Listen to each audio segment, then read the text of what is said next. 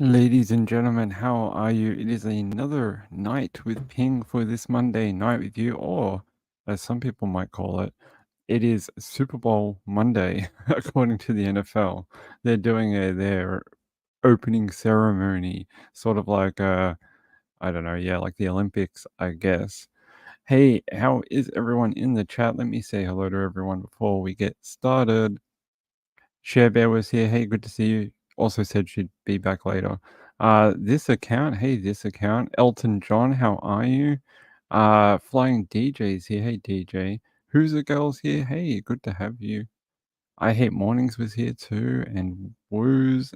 Who else? Betty C. Betty C. Thank you so much for your donation last night. I saw that overnight when I woke up. Thank you very much. Look for your name in the end video of the show. Marilyn Landis, hey, how are you? Laurie and Jojo and Robin, Lindy, who else? Moonlight View, Nancy S. Yep, another Maria and Shock is also here. Peekaboo, Marjorie made it, and Paygirl. Good to have you all. All right. Let's get started. We have updates. Updates for your updates. For your updates. Let's do this one first. Yesterday, I told you about a grandmother who was stabbed to death in Australia. Uh, about 40 minutes before we went to air yesterday, one of the alleged teenagers was arrested.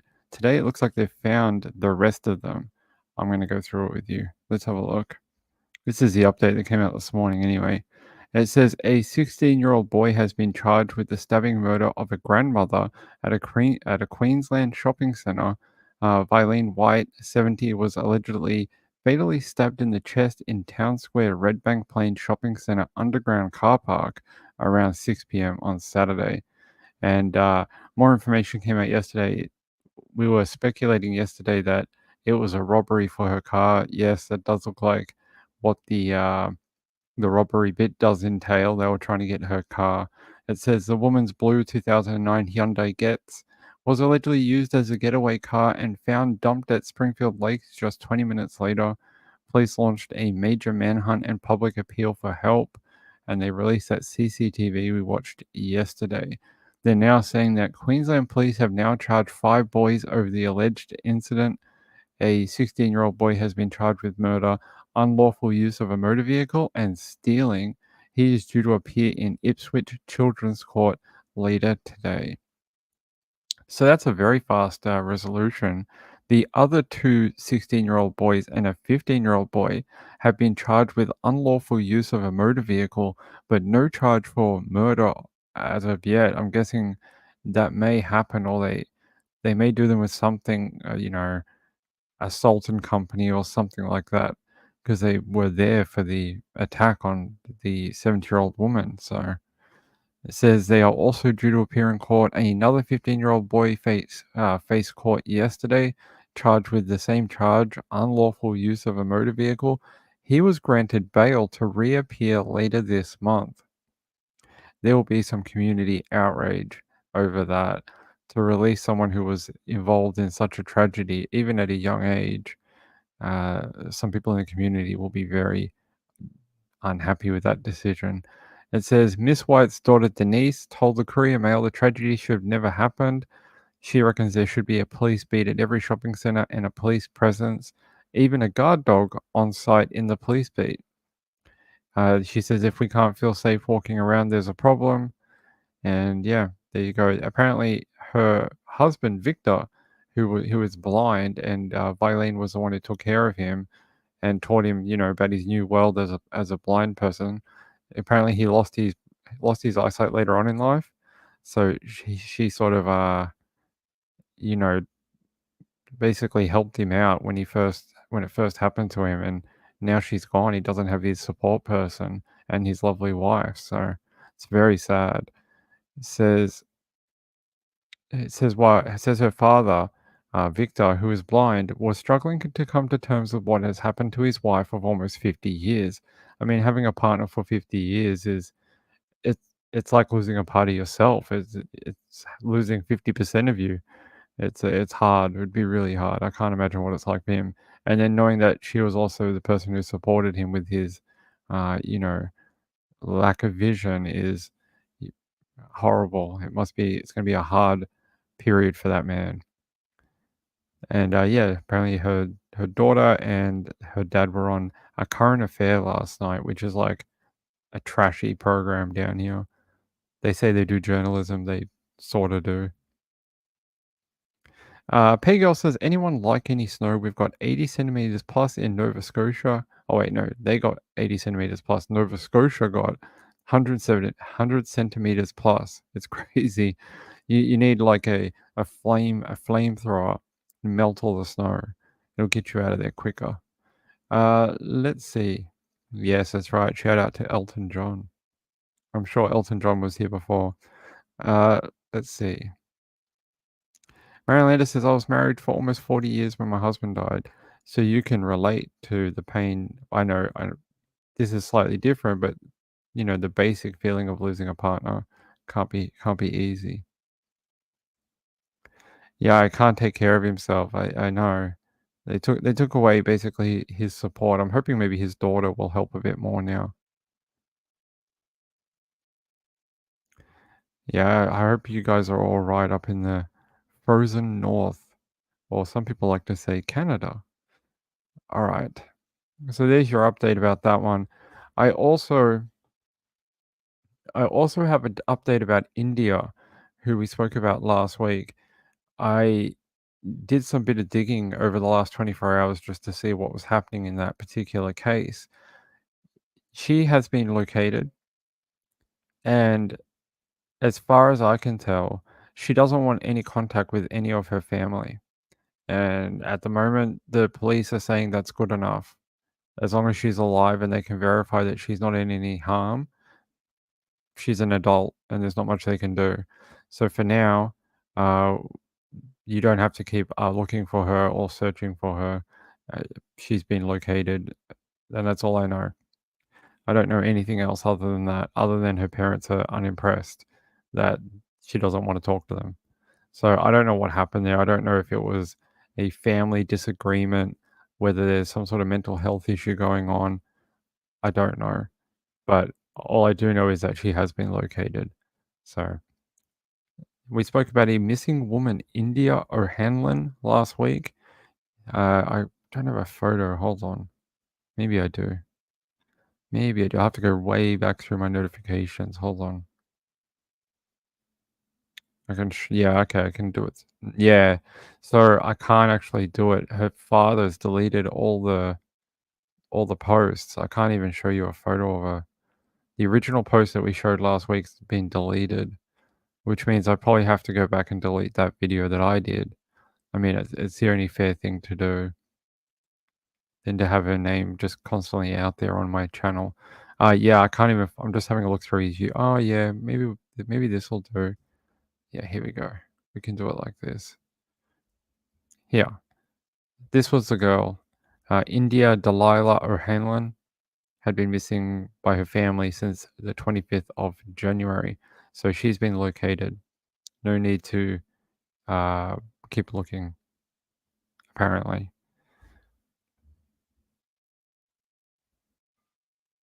I'm just kind of trying to see if there's any more information on her, but not really. The dad deleted a whole heap of stuff about her. We're not sure what's going on there. Maybe it's a family thing or something private. I don't know. It says, see, they didn't even update this one, which is interesting, since she has been described as found, but they didn't remove this article either. 6 days ago. So she was missing from San Diego. She was an Australian American, and her parents had lost touch with her on the 16th of January, I think, and they couldn't get in touch with her. Something about a man, and she looking very agitated, could not be settled, avoiding eye contact. Apparently, her dad says here, she told us that she had lost her job, was broken, was staying with a friend. Yeah, so apparently she'd been in a bit of a rough spot, losing losing her job and not having any money overseas. Her parents were in a different location. Says here, she left behind personal belongings, including her wallet, computer, credit cards, social security cards. So that's what freaked them out, I think, was that she didn't take her personal belongings wherever she went. And I don't even know why they did that. So, yeah, they said here Mr. O'Hanlon, who resides in Morocco with India's mother, said he has reason to believe his daughter is in danger and mental distress and that may be being held against her will. So,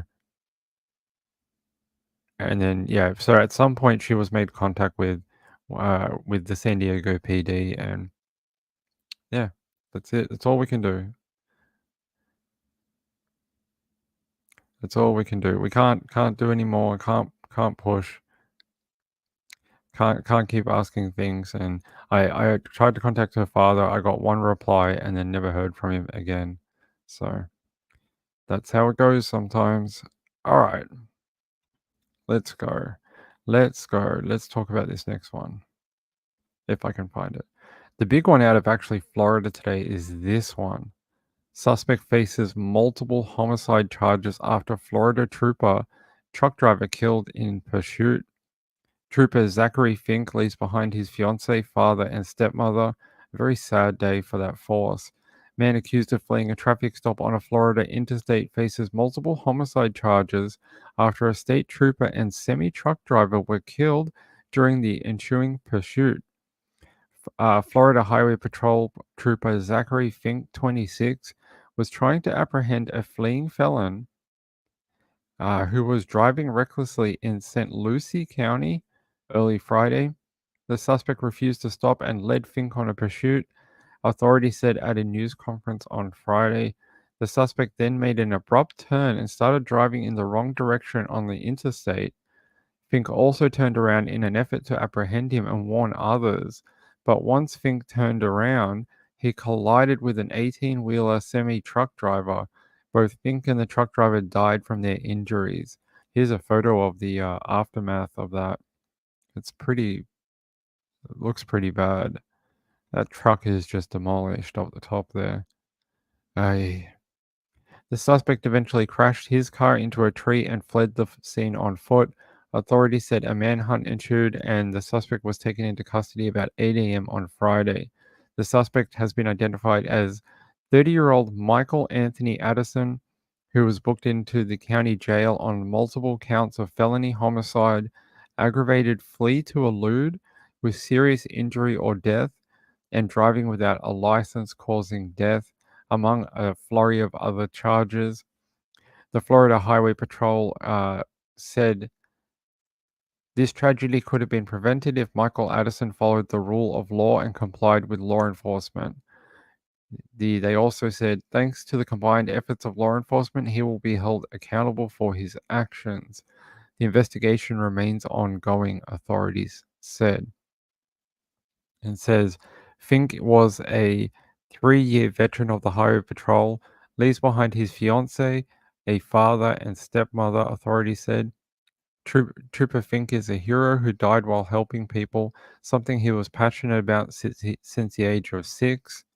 After speaking with his family, I can say that Trooper Fink was living his dream as a Florida State Trooper when a felon tragically took his life. As a first responder, sacrifice is not new.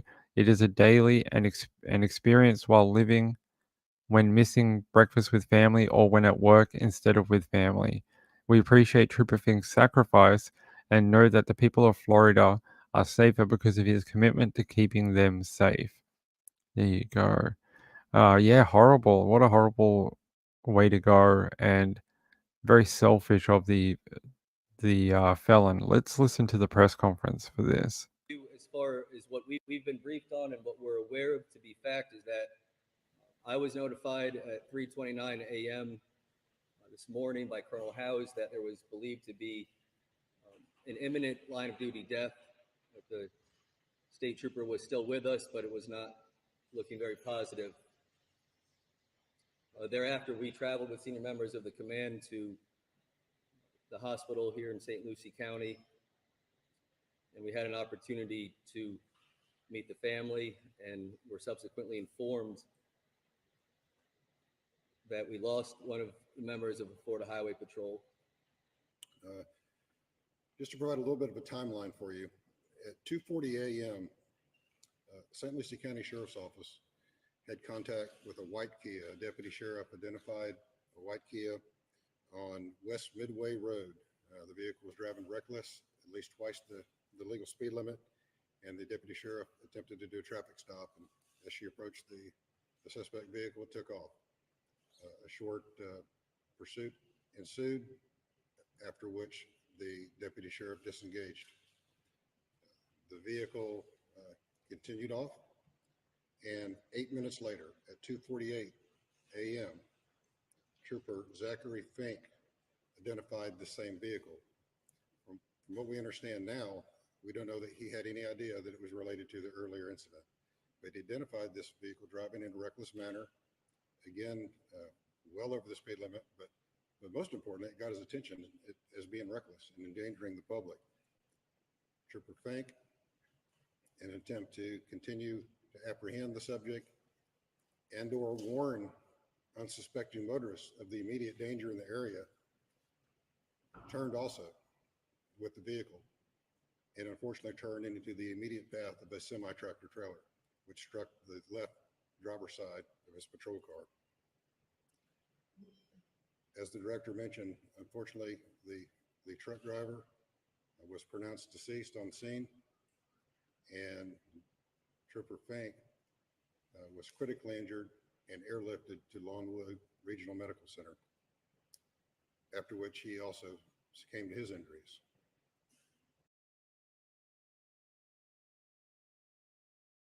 No joke, don't. There you go. I mean, you heard what he said. The guy who killed the truck driver and the trooper was driving double or more the speed limit while trying to evade police. I mean, it's always someone's selfish actions that affect someone else. And in this time, it's a trooper and a truck driver who the truck driver was minding his own business, probably driving to a drop off, and the cop was just trying to do what he was hired to do, stop people being stupid or breaking the law. So this was both. Yeah, and he didn't have a license. There was a whole bunch of charges. Where is it? If I can find it again, I'll tell you. There was a whole bunch of them down here. Where is it? He aggravated flee to elude with serious injury or death, driving without a license causing death, and there's more charges that they didn't list. Multiple counts of felony homicide. That'll be the big one. And then the other ones as well. Let me just search his name. Michael Addison. Here we go. There we go. Charges announced for man who killed FHP trooper and semi-truck driver. There's a photo of the alleged killer, 30-year-old Michael Anthony Addison from St. Lucie County Sheriff's Office. There we go. So there's the charges here. 2 counts vehicular homicide, 2 counts felony homicide, driving without a license causing death or serious injury, aggravated flee to elude, 1 count felony homicide, and then flee to elude with light sirens activated, out of county warrant from Broward County Sheriff's Office, aggravated battery. So he was probably running for this. That's what I reckon. He didn't want to be stopped because he had a warrant already for aggravated battery. And he was driving without a license and etc. But he probably didn't want to be arrested and taken to jail for the outstanding warrant out of another county. But look what he went and did. Took 2 lives off this earth because of his own stupid actions. I don't know what to say. People are just ridiculous in their actions and what they do and all sorts of things. Hey Gizmo, how are you? Good to see you. Good to see you. Yep.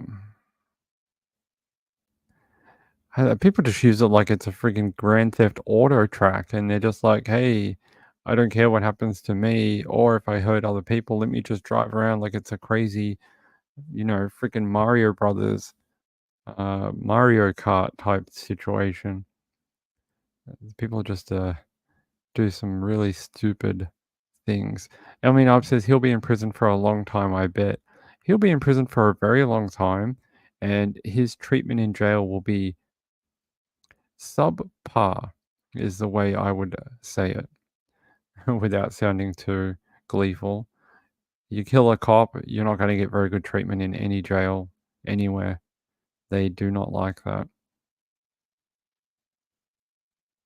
Yeah, Chevy says always pull over and just say lawyer, lawyer, lawyer, but pull over. Right. And a lot of the times, they'll just let you go, especially if you just refuse. I've seen a few ones recently where the cops just give up and walk away because it's not worth their effort just to keep annoying you for like your name. I don't know if it works every time, but there's been a few where they just don't want to give their name out, so they refuse, and they just keep refusing and refusing, and the cop's like, it's not worth my time for a $20 traffic ticket. Shouldn't encourage people to break the law, but you should pull over. Um, all right, all right, all right. I have a case of a missing young woman. Actually, I have two, but I want to do the one from Massachusetts first. Hold on. Let me grab the link. All right, here. It says Worcester police seek public's help in finding missing 15-year-old girl. There's a photo of her. They're asking for help in locating missing teenager, 15-year-old Arabella Milbia. Arabella was reported missing after she left Crowning Shield Road. Left her Crowning Shield Road home. Police said. Police described her as 5'3" tall with brown eyes, long black hair that is often worn in a ponytail. Well, that's a great photo they provided because I'm a guy, but I suspect this is not a ponytail. I suspect this is the opposite of ponytail. It says she was last seen wearing a black jacket, beige sweatpants, and white Crocs. And if anyone has information about her whereabouts, they are urged to call police at 508 799 8606 or call 911 if it is a emergency. It says this is a developing story. Check back for updates as more information becomes available. I'm going to search her name and then we're going to see if there's more about her. Or maybe she's been found by now. Let's see. No, she has not been found. Let me make this bigger. There we go. There you go. There's a photo of her. That's much better. It's blown up. And if you have seen her and you live in the Boston area, please call it in. She is missing from her home. I'm just trying to see if there's any more. There was a link 2 hours ago from boston.com, but I don't believe it contains any new information, just that they're still looking for her and her location is currently unknown. Milbia is described as 5'3", wearing Crocs, black jacket, and beige sweatpants.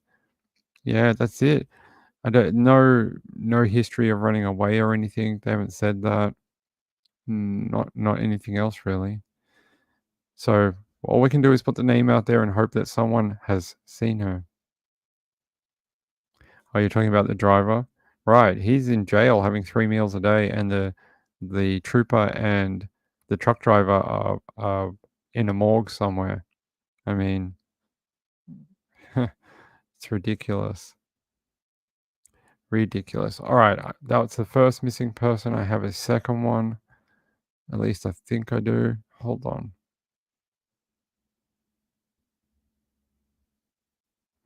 Wait, I thought I did. Hold on. Swear to God, we had 2 people missing today. Oh, it's not a missing one. It's a cold case.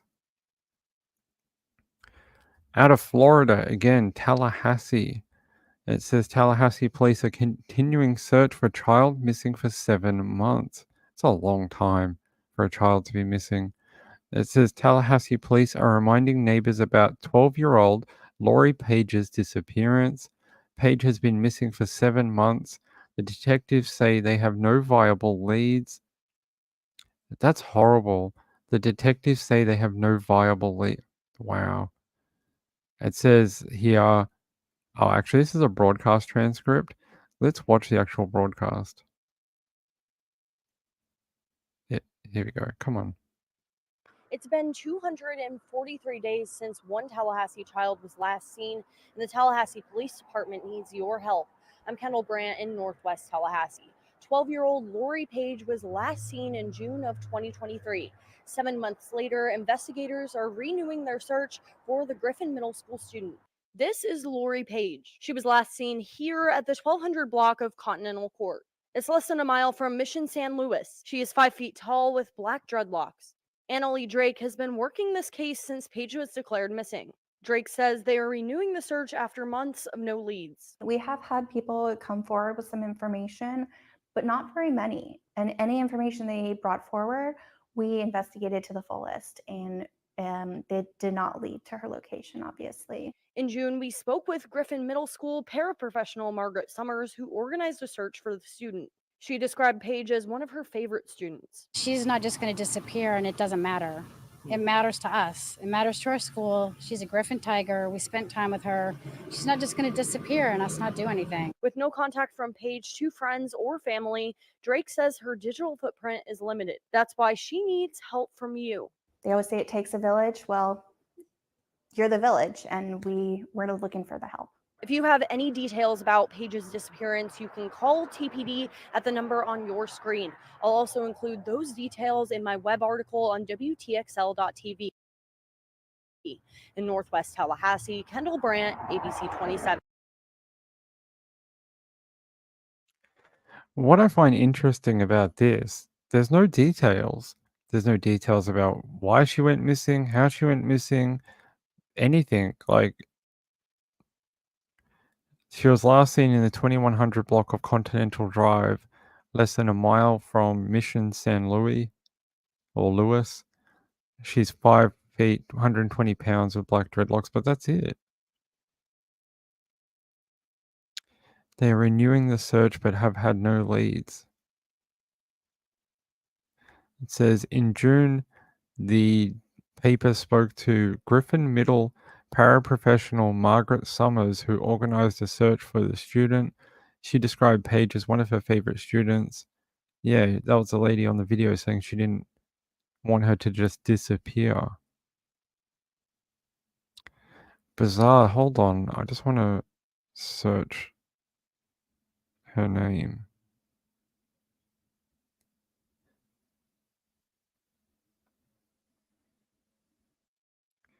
Yeah.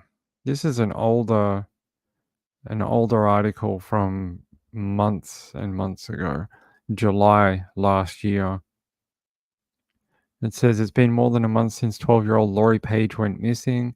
Margaret Summers, one of her favorite, it's her teacher that we heard from before. Teacher said, I don't feel like she's getting the attention she deserves. She's polite, studious, and has zero disciplinary issues. Apparently, her father reported her disappearance. Her missing person poster was uploaded to TPD's Facebook page. Since then, it has gotten more than 2,000 shares on social media. Everything is pointing to that she ran away voluntarily, according to Anna Drake, a TPD detective in the Special Victims Unit who is leading the search for Lori. But voluntary or not, we're going to exhaust all options to locate her. You reckon she could stay under the surface for this long, being that she's an underage child? She would need help from someone eventually, either like for medical, monetary, welfare, something. Yeah, the poster here says no foul play is suspected. I wonder if they still believe that to be true, like months and months later. It didn't say in that article, but I wonder if this is still valid. In this missing poster, it says no foul play is suspected. I wonder if this is still what they think. Or do they think now, with the amount of time that has progressed, you would think in this amount of time she'd have to surface from somewhere. There's no way she can be this successful unless someone is helping her, unless she has someone who is providing her with money, a place to live, you know, all those type of things.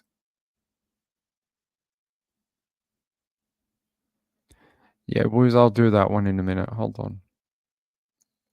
I just want to see what you guys have to say.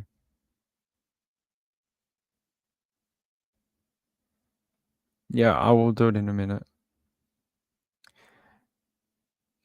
I don't get it.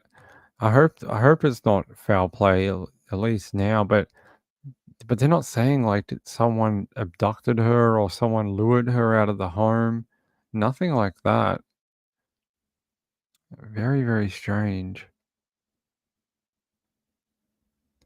Just trying to see if there's any more information about her.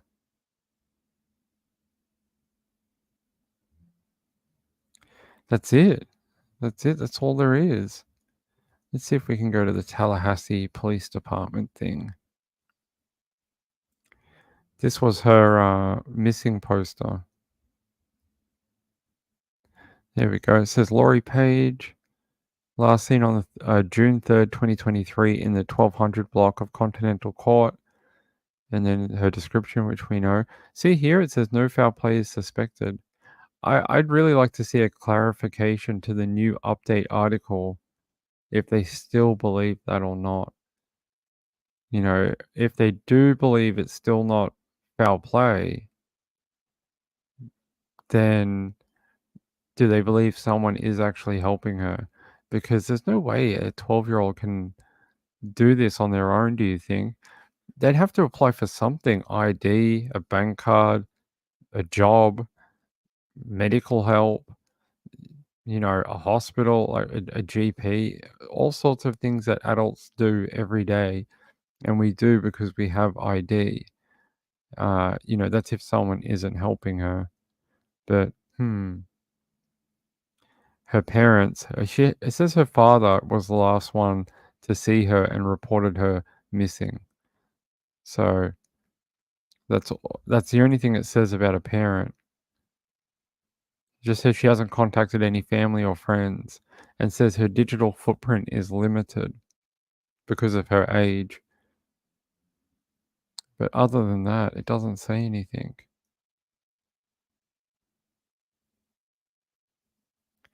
Apparently, she didn't have a smartphone or social media, making it harder to track her down.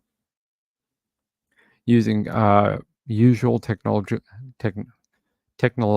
routes, investigators say it appears she is purposely avoiding contact and not in touch with other students from her school.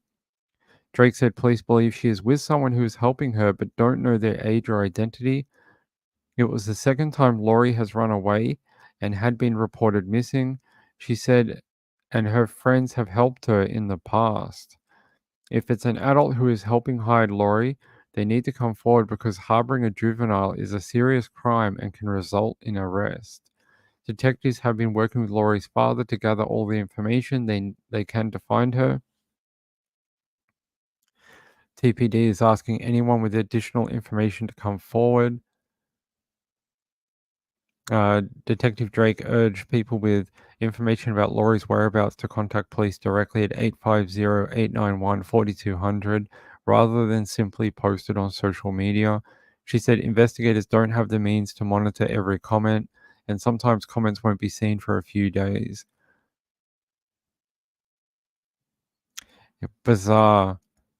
The fact it's gone on this long, all through Christmas, New Year's, there's no, like, you know, homesickness or anything. Maybe there's more to this that we don't know. Hey JDR, how are you? Good to see you.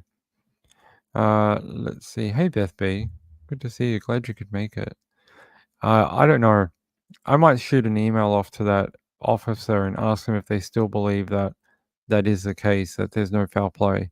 I'd like to know, because you'd think they would have had more leads in over 6 months' time, almost 8 months' time, really. And they're saying that they just have no leads. That's a horrifying thing to say as a police officer, right? They're basically admitting that they don't have anywhere to go with the investigation and that they don't know anything else. Like they're basically, it's a cold case. This little girl, 12 years old, looks a little older than her image suggests, vanished into thin air. I mean, yeah, let's see what this says. It's a little updatey thing.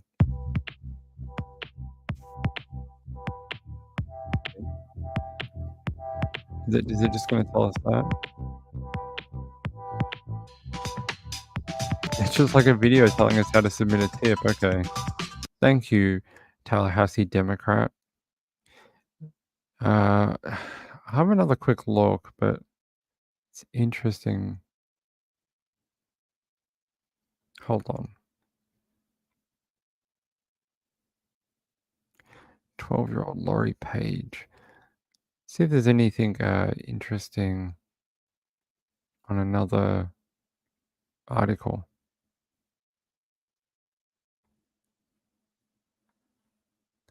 WCTV. First 7 months later, and the search for a missing girl still underway. Where that case stands right now. Thank you for joining us here at 6 o'clock. I'm Jacob Murphy. Julie has the night off. Concerns continuing to grow for missing 12-year-old Lori Page. She was last seen in June of last year in Tallahassee. Today we're hearing from one of Page's teachers who's hoping for her safe return home. Our Brianna Shaw joins us live now from the police headquarters. And Brianna, this teacher was one of the first to raise concerns. What have you learned today? That's right, Jacob. Griffin Middle School teacher Margaret Summers says Page's teachers and students have not forgotten about her. She is still on their minds, and she's growing more concerned since not many questions have been answered since Lori Page vanished 7 months ago without a trace. It's unsettling. Everything's not right in the world because she's still missing. And there's a part of us that's not going to be at peace knowing that a kid that we loved and cared about is just gone. Margaret Summers says Lori Page is an attentive student, describing her as friendly and smart. Summers says despite the time that has passed, Page has not been forgotten. At least 1 or 2 people every week ask me, so did they find the girl that went missing? And I always have to tell them no. Page was last seen in early June of 2023 on Continental Court near Ocala Road. According to TPD, this is the longest missing juvenile case the department has seen within the past year. I have never worked a case where a child has been missing this long without some sort of lead or communication from the child. TPD Detective Annalie Drake says over the past 7 months, they've looked into every lead but haven't gotten closer to finding Page. Drake says there was one report of Page running away 1 month prior to her disappearance last June. Whether she left voluntarily or not, we have a lot of concern for her, and we don't have anything pushing to what happened after the night she went missing. Because of the length of time she's been missing and her age, the department reshared her poster on their Facebook page this week to remind everyone Lori Page still isn't home. I would say anyone who remembers how they were at 12 years old knows that a 12-year-old is not prepared to take care of themselves. I do not believe for a second that she's sustaining herself. There's adults that can't even make it on their own. TPD says Page's information has been entered into the national and state missing persons database, and they have been working with Page's family, who hasn't heard from her. She's missing school. She needs her education, and there are plenty of caring adults at the school and in her life who can help her, whatever the situation might be. It's not helping her to be missing. Now, TPD says they will accept any information, no matter how small it may seem. If you have any information that could help locate her, you can call that number there on your screen. Live in Tallahassee, Brianna Shaw, WCTV Eyewitness News. All right, Brianna, there are so many people in her corner. Hopefully we get good news in this case soon. Thank you. I was always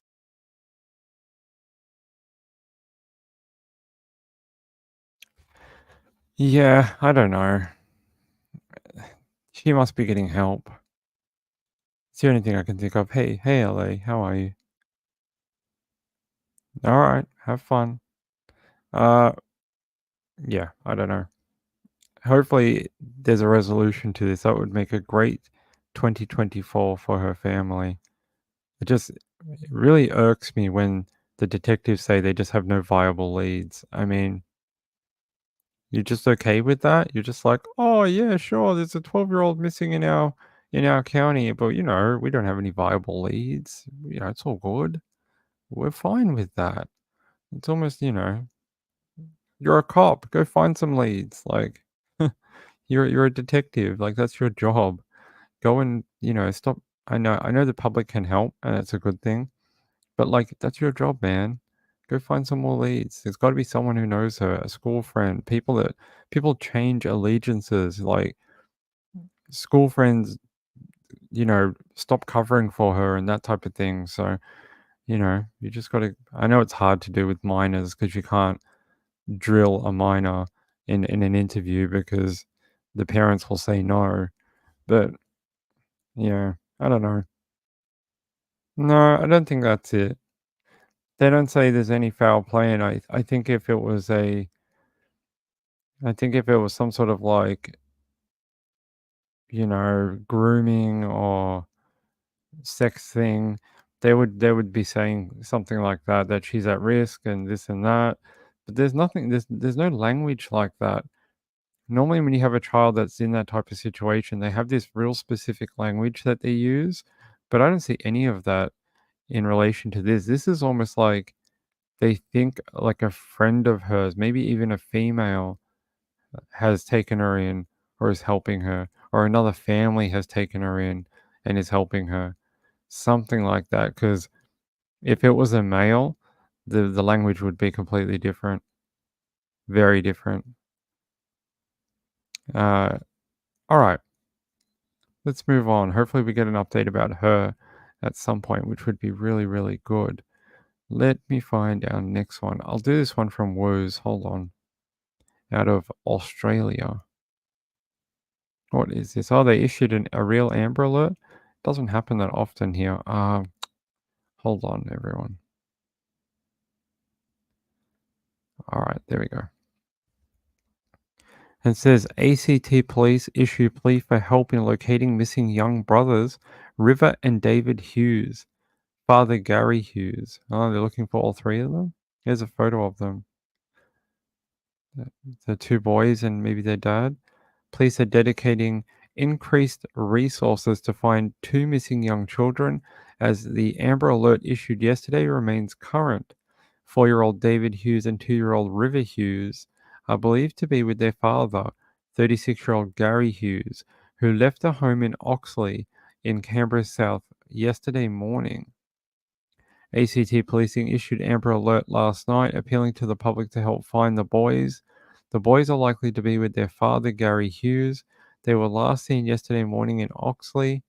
However, we've received information overnight that they are possibly also in the Western Creek area and the Narrabundah area. Police previously said the trio could be traveling in a white Toyota station wagon or white Hyundai i30, but now they believe they are traveling on public transport.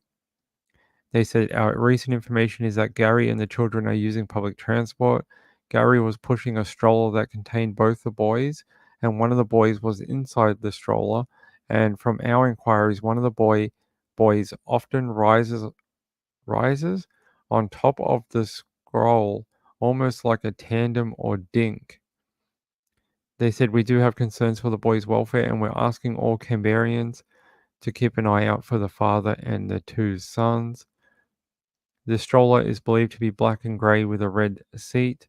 Gary is described as Caucasian, about 188 centimeters tall with a slim build, fair complexion, shoulder-length dark blonde hair with a beard and brown eyes.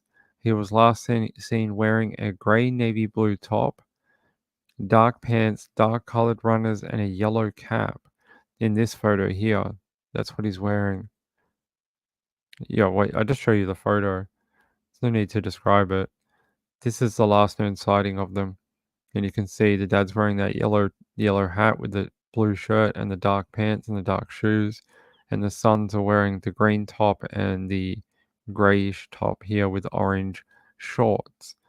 So they said, Inspector Williams said there had been allegations of criminal misconduct which police are investigating. The hope is that the children will be presented to us, or Gary will reach out, or a member of the public will advise us where the children actually are. The police said, we'd like to actually cite the children. We'd like to have a conversation with Gary about information we've received regarding some incidents that have occurred over the weekend. The ACT policing said they had a number of resources dedicated to following up inquiries today, and we are working with care and protection services. Anyone who has seen David, River, or Gary, or has information regarding their whereabouts, is urged to contact ACT policing on 131 444 or via the Crime Stoppers website and quote reference 7665852. I wonder what they mean by what happened over the weekend. What happened over the weekend that they're so concerned about? A mental health episode, maybe? I don't know. It doesn't say, Harley. It doesn't say. Right. It's weird that a teacher is doing the plea for help in the other girl's case, but not the father or anyone else. I found that a bit weird. You are right. All right, hold on. I just want to see if we can find something more about this one. Here's a photo of the dad. It looks like he's in like some sort of sweater. All right, hold on. David Hughes and 2-year-old River Hughes.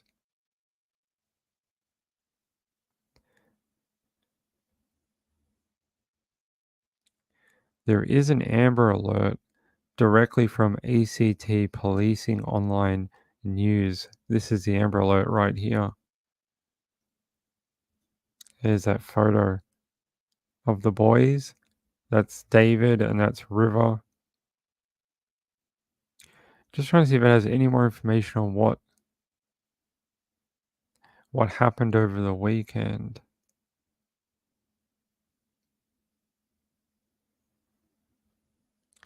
It doesn't say. But it says police and the boys' family hold serious concerns for their welfare and are requesting the public's urgent assistance to locate them. And yeah, that's it. There you go. Hope they are located with their dad, safe and sound by tonight. That would be good. Maybe it's a shared custody type situation. Yeah, maybe something like a threatening type thing, like if I can't have the boys, you can't have them, or something like that. Could be. Maybe he didn't want to give them back. All right, give me 1 second, 1 moment. I just need a drink. Hold on.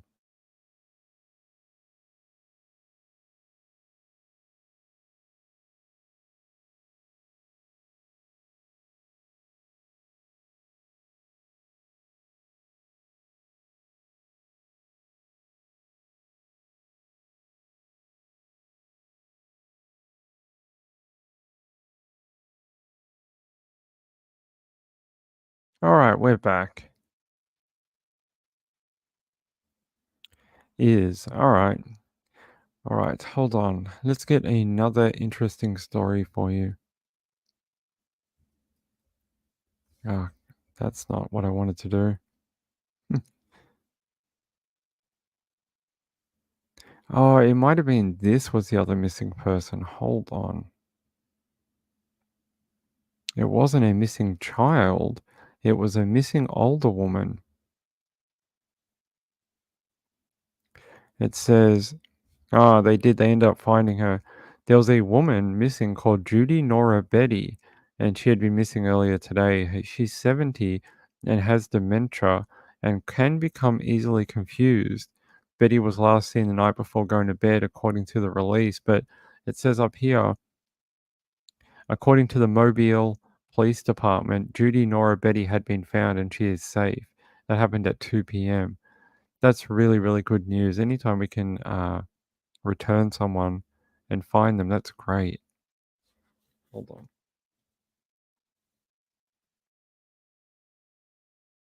Yeah, it's good news. Very good news. All right. Let's find out. No, I don't want to read that.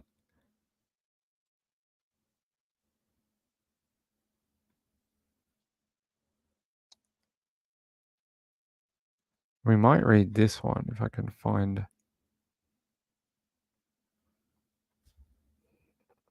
There's one about Megan Hagen. Hold on. I can't remember this case myself. Do any of you remember Megan Hagen? Hold on. It's all right. It says, woman driven by jealousy to kill sister and mom, then stage crime scene as murder-suicide, receives sentence. Megan Hagen was once again found guilty of killing her mother, Pamela, and her sister, Helen. A Virginia woman twice convicted of killing her mother and sister and staging it to look like a murder-suicide in 2017 was sentenced to life in prison on Friday. Megan Hagen, 41, was granted a new trial in 2022 as a result of juror misconduct and was convicted of 2 counts of murder for a second time in September, 6 years after her mother and sister were killed. It says on January 14, 2017, Pamela, 63, and Helen, 24, were shot and killed inside the upscale McLean home where they lived with Megan and her 8-year-old daughter. Prosecutors have said Megan shot her family members and set it up to make it seem like Helen, a recent graduate from Southern Methodist University, had shot her mother before turning the gun on herself. There's a photo of all 3 of them. It says prosecutors say jealousy was the motive behind the murders. Megan had been buying a house in West Virginia at the time and was resentful that Pamela, a successful defense contract executive, was helping Helen buy a house and not her. Commonwealth attorney Steve Toscano says in a release, the day before the murders, prosecutors say Megan attempted to transfer $400,000 to her bank account from her mother's, but the transaction was flagged as fraudulent. After allegedly shooting Pamela, Megan tried to make the same transfer again before going upstairs and shooting Helen, according to the Commonwealth attorney. It says Megan's actions in July 2017 go beyond what most of us can imagine. On a quiet morning in her mother's home, she made an irreversible decision, one that would devastate her family and tear the community apart. First-degree murder is the most serious offense you can be convicted of in Virginia, and Friday's sentence reflects the gravity of the defendant's crimes. For the 2 first-degree murder charges, Megan was sentenced to 2 consecutive life sentences and received an additional 6 years for gun charges. Megan was first convicted of the crimes in November 2022, but she received a new trial after a judge ruled that a juror had acted inappropriately or impromptly. According to a report from NBC Washington, the juror told the defense team investigator that during the trial she went home and tested a defense theory that Helen had used her toe to fatally shoot herself with a .22 rifle. The juror determined it was not possible and then shared her findings with the rest of the original jury, which voted unanimously to convict Megan. But Megan's attorney successfully argued at the time that reenacting the events constituted juror misconduct because the jury had been instructed not to conduct outside research. Even after Megan's first conviction was vacated, prosecutors immediately said they intended to retry her, leading to the second guilty verdict in 2023. There you go. What a bonkers thing. So she killed her mom and sister because they wouldn't buy her a house or wouldn't help buy her a property when she should have been grateful that at her age, her mom was still letting her live inside the home. I mean, she was a 41-year-old woman and her mom was 63. You would have hoped by 41 that, you know, your little baby had flown from the nest by now and started its own life. But the fact that, she was still at home, I mean, that's a blessing on its own. All right, EDM Leisha, go to the gym. You keep to your New Year's Eve resolution, okay? I want to see jacked Lisa by the end of 2024.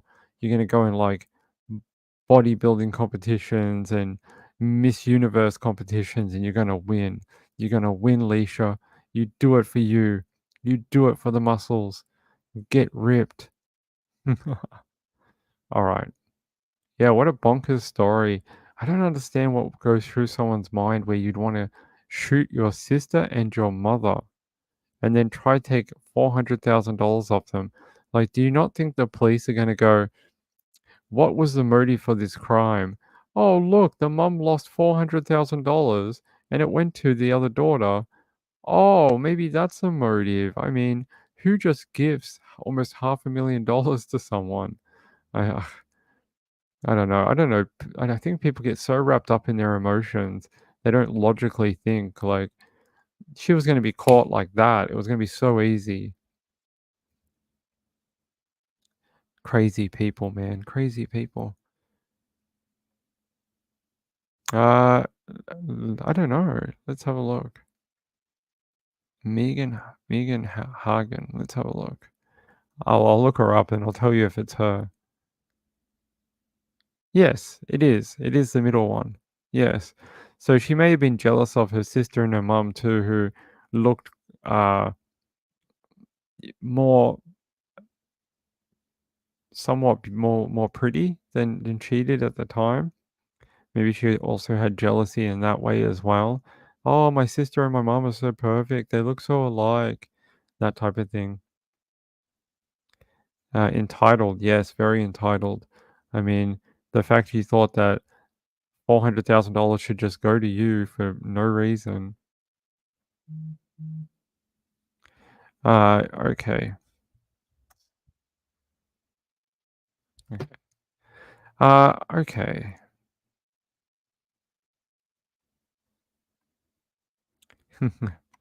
All right, let's find out something else.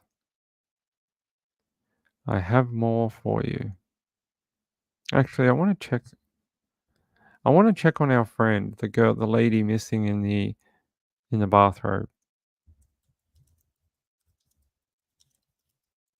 Has there been an update? Let's see.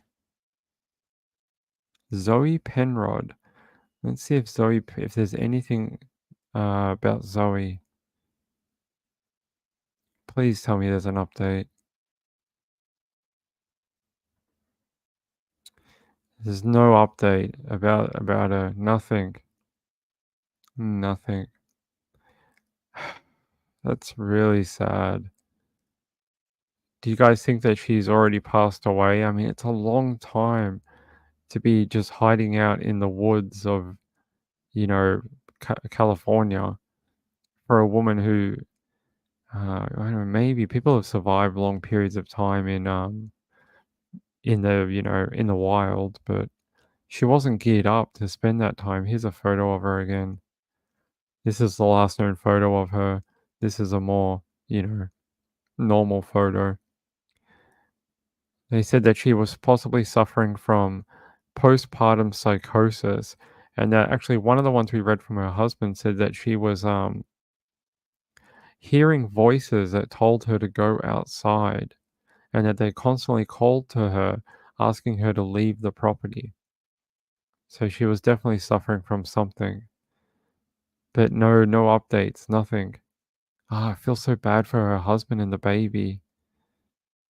I mean, he's going to have to raise the baby on his own without the help from his wife and the mum. That is a very hard thing to do when you lose like either parent, male or female. But yeah, that's a very sad story about, you know, untreated psychosis or postpartum depression that then became psychosis. I mean, it's horrible. It really is. Just want to see if there's any updates on a different site for her.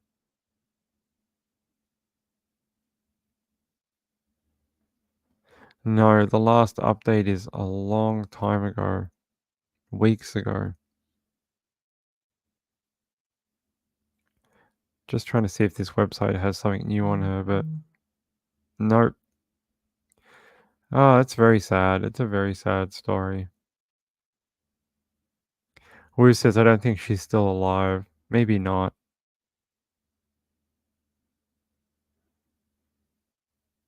Oh, that's pretty cool. Sharebear says, speaking of West Virginia, Miss Pearl is turning 103. She asked for a birthday card from every state, so I'm filling out Iowa's So Fun 103. That's cool. I love those type of little events. Hey, Lux. Yeah, Pay Girl. Very sad. She's nuts, to put it simply. Yeah. She's suffering from some sort of break from reality. The other lady, you mean? The other one? Yeah, that's really... I was hoping we might have had an update by now about her. You know, it's been so long. She went missing on New Year's Eve. New Year's Eve. Hold on, let me see. Yep.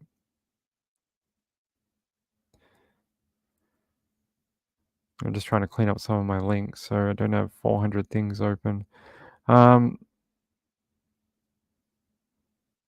Even the website that was doing sort of a deep dive on her case, I don't see a like a newer story about her at all. That's very sad. All right. Yeah, I'll keep an eye on it. If I hear anything, I will. This is actually interesting. We've done a lot of Florida tonight. Florida's got a lot of crooks, it seems. It says St. Petersburg man arrested for posing as medical staff and crossing crime scene tape. That's interesting. It says Joseph Salvatore Schifano of St. Petersburg was arrested after trying to sneak past police tape at the scene of a plane crash in Clearwater. According to the report, Schifano initially identified himself as medical staff but could not provide any proof. Police warned him to stay out of the crime scene after he told them he was just being nosy, but he crossed the tape anyway, attempting to shoot video on his cell phone. He now faces charges of resisting an officer without violence. I mean, you have to be pretty dumb to try and cross crime scene tape. I mean, yeah, this is sort of someone playing true crime YouTuber and then taking it into real life and crossing a real line, the line being the actual line, the police tape. What a weirdo. Hey, I'm here to medically help the aeroplane. What do you mean help the aeroplane? I'm a medical professional. I'm here to heal the aeroplane. Maybe that's what he meant. He was here to fix the aeroplane and tend to its wounds. What do you mean? The airplane's not human. Oh, that's what I'm here for. I mean, that's the kind of that's the kind of thing that pops into my head about who this guy is. Let's see. All right. Just want to check one more.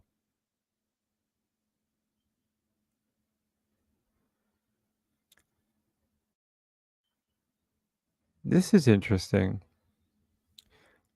A children's No joke, don't go through it. What? has been taken offline after a cyber attack. A Chicago Children's Hospital has been forced to take its network offline. The situation at Lurie Children's Hospital had all the hallmarks of a ransomware attack, although hospital officials would not confirm or deny the cause on Monday. The hospital initially described the issue Wednesday as a network outage. On Thursday, officials released public statements saying the hospital had taken its network offline as part of its response to a cybersecurity matter. They said, "We are taking this very seriously, investigating with the support of leading experts, and are working in collaboration with law enforcement agencies." The only time you take your network offline is if you have a ransomware attack. It's to stop it. It's to pause it, basically. It says media representatives for the hospital did not return messages from the Associated Press on Monday seeking more information, including whether the attack was caused by ransomware.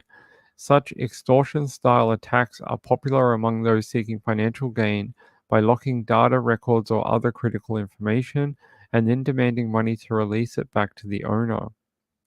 A 2023 report by the Department of Health and Human Services warned of dramatic increases in digital attacks on healthcare and public health entities in recent years, causing delayed or disrupted care for patients across the country.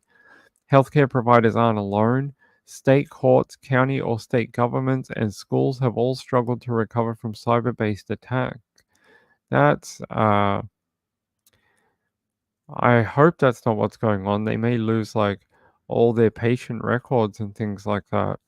But trying to hide it is interesting too, saying that they won't confirm what kind of attack has caused them to take down their systems in Chicago. This is the world we live in now. You don't have to go anywhere to be attacked or robbed. It does.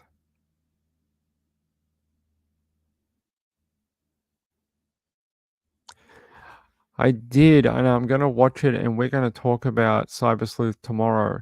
Once I can review it, I cannot wait to watch it. I think it's going to be really, really interesting. It has some big names on there that they go after, and I am very interested to see what they do with it. Very interested.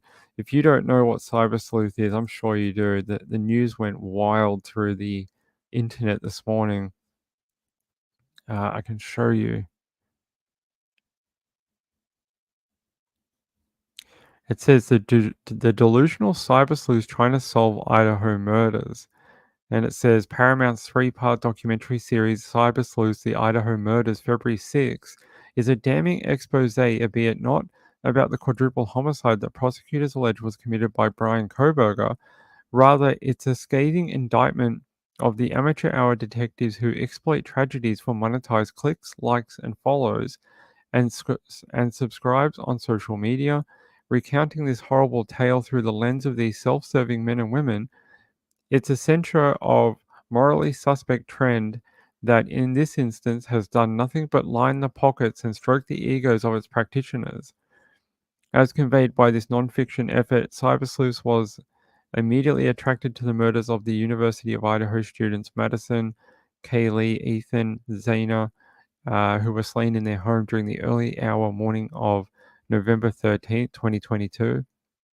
They said the appeal of this headline-making case wasn't hard to discern. The Folsom were good-looking all-American kids, and they seemingly being killed viciously with a knife in their sleep, while all but two additional roommates were in the house, despite having been present. The survivors didn't call 911 until approximately noon the next day.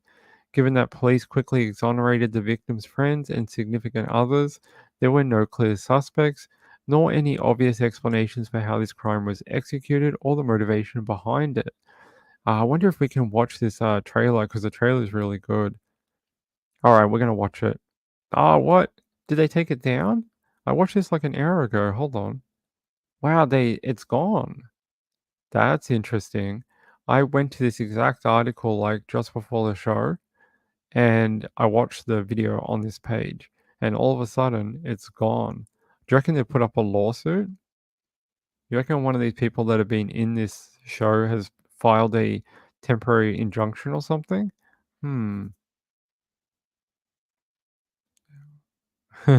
Juicy Jules says we are sexy seniors. Indeed, my friend, indeed.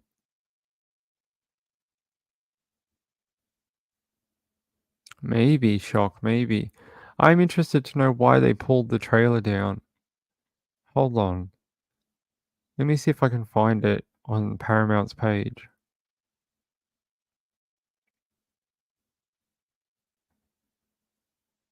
It's been removed. Guys, check this out. It's been taken down completely. It's been taken down. It's gone. What is going on? It's playing for you. It's saying 404 error for me. What the hell is going on? I don't understand. This is really weird. Maybe it's my net, but I don't think so. Hold on, let me try a completely different link. Here. See, I can play it through here. Sleuths across the USA are focusing their attention on the brutal slayings of 4 college kids. The Idaho college murders. I keep imagining that they're still in there. This is not a CSI show. This is real life. How did the roommates not hear 4 people getting brutally murdered? There's so much speculating happening right now. Do I feel like it's harmful? Absolutely. One can only imagine the sheer amount of blood in order for it to drip down an exterior like that. They could be great cops, but they just don't have the equipment to handle a big case like this. Law enforcement did say that they thought this was targeted. Targeted. Because there were not any answers. Sleuthing really went into overdrive. This takes all of us to solve. Help us solve this case. I got an email from Kaylee's father. The email was very simple. Let me know if you want to talk. Because I have such a large platform, I can get the story exposure. You have other roommates in the house when these 4 were murdered. Why were they not attacked? They were all clear. What happened? You want to know the truth, you got to go find it yourself. Where are the roommates at? It is a huge knife. And He didn't stay in Pullman. At 2:44 a.m. I assumed it would have been. We want the truth from you. What? Oh my God. Detectives arrested 28-year-old Brian Kohlberger. Who's Brian Kohlberger? And it started to take a life of its own. There's certain things the reporters can't talk about. There's plenty of places to hide a weapon. Online, there is no vetting mechanism. Sleuths put all this evidence out there. Stop and just seek official information. There's all of these people that are trying to make dollar bills off of the victim's story. My worst fear is the wrong person gets accused. People were messaging his family, death threats, and sadly someone else dies. I think we're all there for the same cause. To help understand what happened and why. If you're watching this video, this is the start of something major.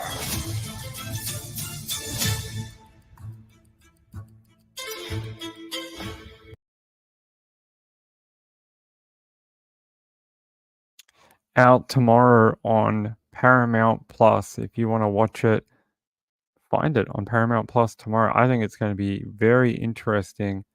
I hope I never end up on one of these documentaries. Please don't put me on one of these documentaries in my lifetime. I would die of embarrassment. I really would. I just want to find out why I'm getting 404 errors from anything Paramount Plus. I went to the YouTube, right? It's 404. I went to the Paramount webpage. It's giving me an error. But I had to go to Yahoo and go to their embedded one to get it.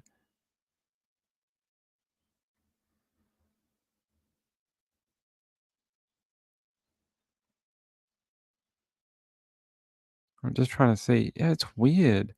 This is strange. I don't know. I don't know why all the trailers all of a sudden disappeared. I'm not sure. If it doesn't release tomorrow, we'll find out. No, I mean, not on YouTube, right? And I am signed into YouTube.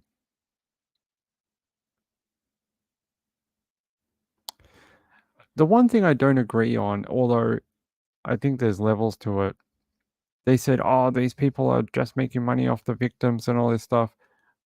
What do you think the media does? Like, I don't agree with that wording. The media makes millions and billions off victim stories. So you can call them out on their crappy behavior. You can call them out on their subpar presentation. You can call them out on, involving themselves in a criminal investigation that they have no right being a part of. You can call them out on a million things, but yes, it's bad the way they do it to make the money. Okay, I get that part of it, but the media makes money off tragedy every single day of our lives.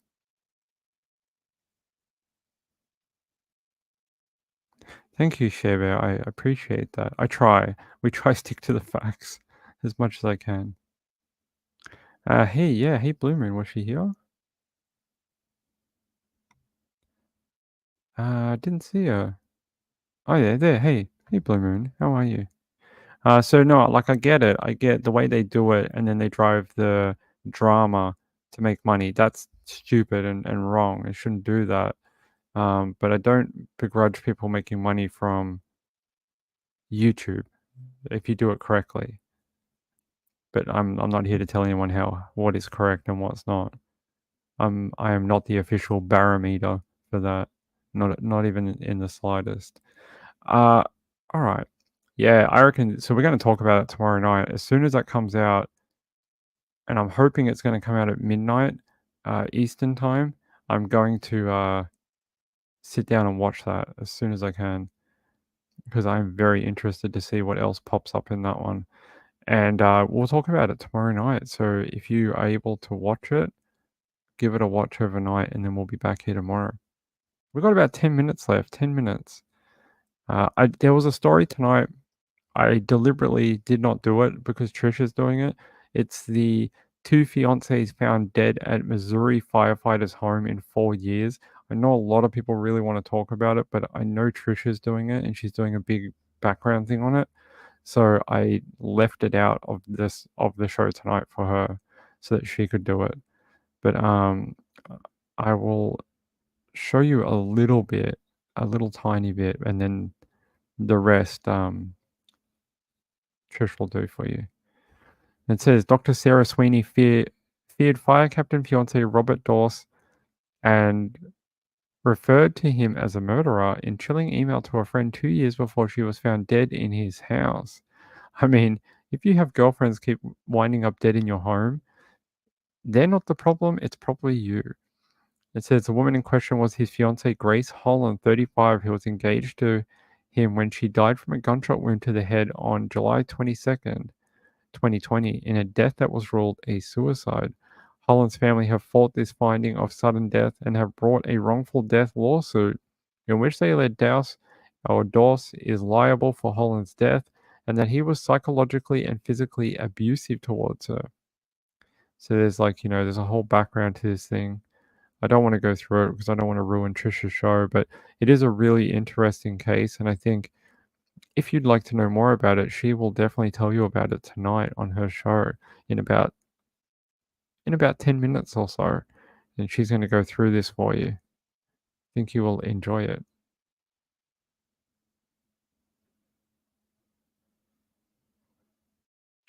This is true. Although we did do a little tiny bit on Summer yesterday because it was her birthday apparently. And they did an appeal for information for Summer Wells. All I can hope is that we eventually find out what happened to that little girl. Charles Huppen says, I enjoy true crime, but this is ridiculous. You mean the trailer is ridiculous? I agree.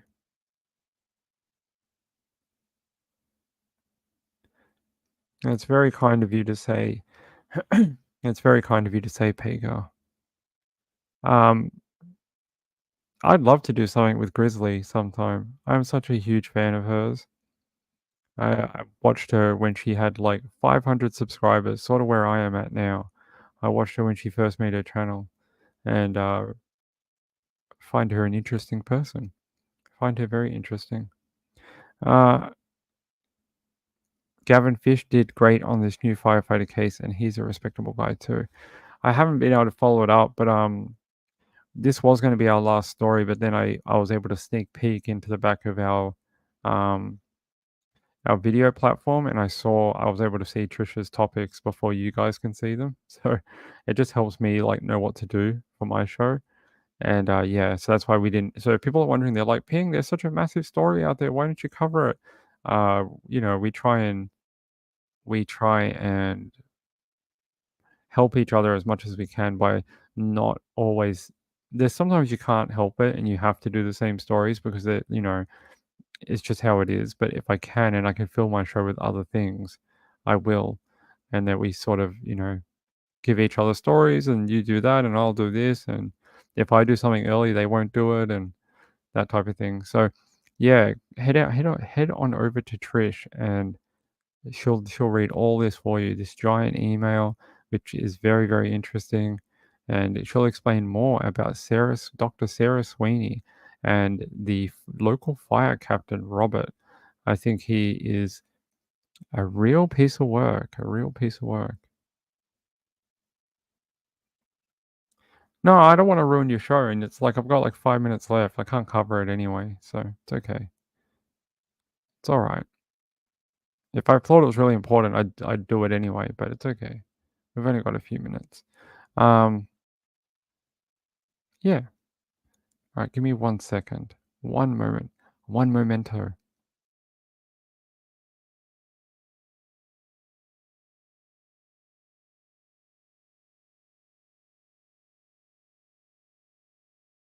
I wanted to turn on my aircon. It's so hot here today. That's scary. The fact that he's working as someone who deals with vulnerable people still. You may not think of as a firefighter as someone who deals with like vulnerable people, but they are. I mean, they're people that are going through a tragic scenario a lot of the time, people that need support or something, and very easily to manipulate them in a time of need. So this guy shouldn't be around anyone who is in that type of mental headspace at all, ever. Have a great. My stupid cat is just like she's in the back room just meowing and meowing and meowing. She's fine. The door's open. She can leave. She has food. She just sits there because she wants me to go to bed and sleep with her in the bed. And I'm like, it's not bedtime. We're not going to bed at 2 o'clock in the afternoon, cat. She's like, yeah, but it's siesta time. No siesta. All right. I think we're going to wrap up, and I'm going to let you guys go and get ready for Trish. And tomorrow night, we got more to do. We're definitely going to discuss that documentary. I can't wait. I hope they release it at midnight in like an hour. That would be great. I'd just sit here all afternoon and watch it. Oh, hold on. Here she is. See? Hey, what are you doing? Here you go. See, told you she could leave on her own, and she's just there. Oh, hold on. I just want to say that's it. I wanted to say thank you to Betty C for that donation overnight. I very much appreciate it. And yeah, it's very kind of you. The support of this channel has been amazing. People have been so kind, and it's been a lot of fun to see the channel grow. It really has. So if you're a new subscriber out there, you're one of the new ones and I haven't met you yet, it's good to see you. Come back tomorrow, 9 o'clock Eastern time. We'll have more stories for you. More stories every night, Monday to Sunday or something, or Monday to we do 6 or 7 shows a week. So you got plenty of true crime to hear from me each night. So until then, until 9 o'clock tomorrow night, I will miss you all, but have a fun night with Trish at Web Sleuths, and I'll see you tomorrow night. Tomorrow night for another hour and a half of true crime and stories and breaking news from around the world, okay? All right.